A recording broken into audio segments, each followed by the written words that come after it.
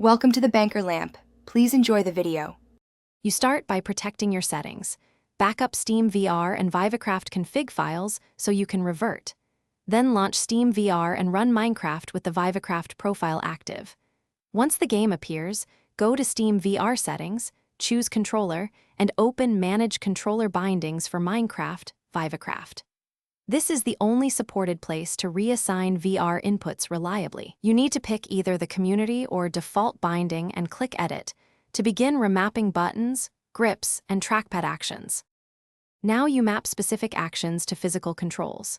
Select the left or right controller binding page, pick the action like teleport, grab, or item use, and click the button slot to set binding. Press the physical Vive or index control you want assigned. Steam VR records it instantly.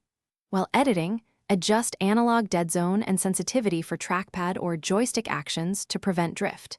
If you need duplicates, add alternate bindings for the same action. Once each mapping is done, save the binding and keep Steam VR open for testing. Finish by saving your custom binding and exiting the editor, then fully restart Steam VR and launch Vivecraft.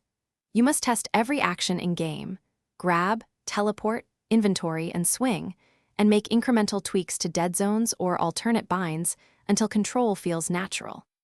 If something fails, immediately revert to the backup binding or choose the default binding in Steam VR, then reapply only the problematic mapping. That quick revert prevents lost control.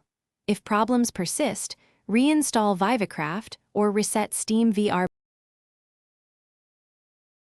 Thanks for watching. If this was helpful, leave a like and consider subscribing. See you next time.